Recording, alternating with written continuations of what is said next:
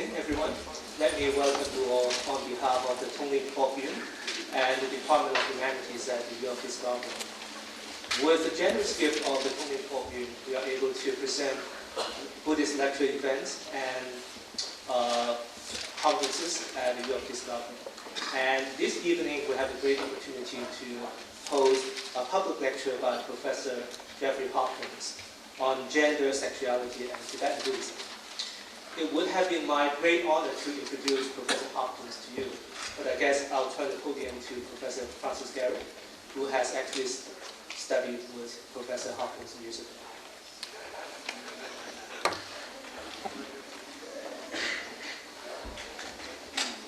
Thank you, Henry, and thanks to everyone for coming out tonight. My name is Francis Garrett, and I teach Buddhist studies and Tibetan studies at Tibetan language at the University of Toronto here. I'm very honored to welcome you to this event and to introduce Jeffrey Hopkins.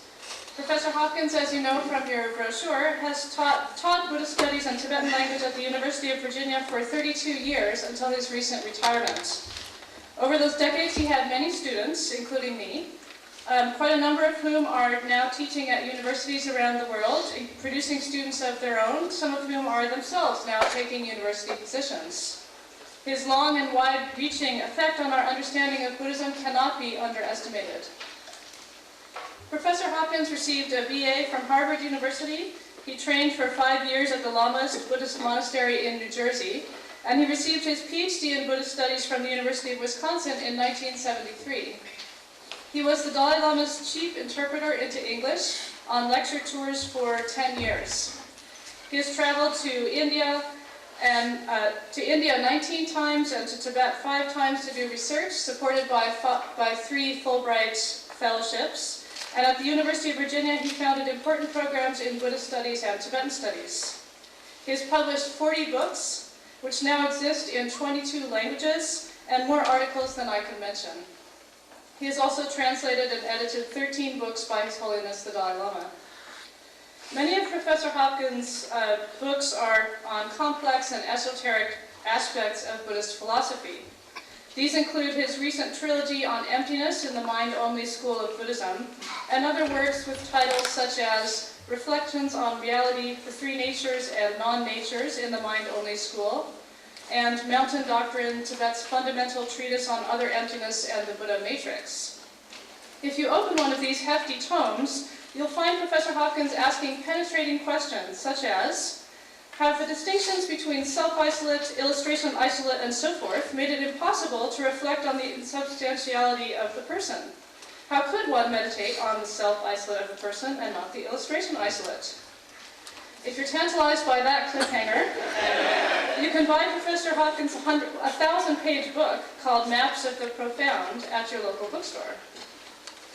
But in the midst of answering such questions for us, Professor Hopkins has also worked on many other sorts of projects. In 1992, he published a book called Tibetan Arts of Love, Sex, Orgasm, and Spiritual Healing. This book offers a complete translation of the treatise on passion by the controversial 20th century Tibetan figure Gendon Chögyal, which examines sexual ecstasy as a door to spiritual experience. In 1998, he published another book called Sex, Orgasm, and the Mind of Clear Light, the 64 Acts of Gay Male Love, in which he adapts Gendon Chögyal's text to fit homosexual experience, again showing how sexual passion can open the door to spiritual growth. You can buy these books in your bookstore too, but we're especially fortunate today to have the author himself in person, and so it's with great pleasure that I'll now turn you over to Professor Jeffrey Hopkins.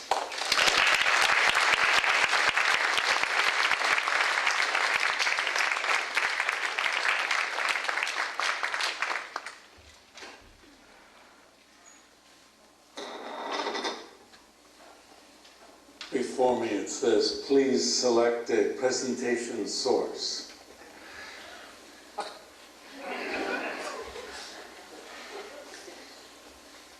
It's very nice to be here. Thank you for your kind introduction, Francis. And thank you to everyone who was involved in preparing for this.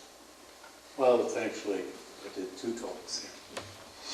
More informal one with some graduate students and this one. This is the first time I've given a talk on this topic. And when I was interviewed by the Toronto Star today, I felt like one of those sexologists on TV and began worrying that someone might come tonight and talk about their relationship and ask me for advice. No hope.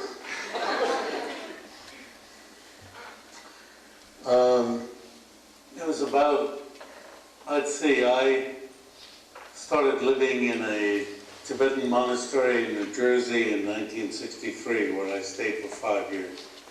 About 1966, a Tibetan noblewoman arrived at the monastery with a copy of Gidon Trumpel's Tibetan Arts of Love, which is actually just called Treatise on Desire. It was a new edition, and she thought this would be helpful for people, well, shall I say in North America, but she said America,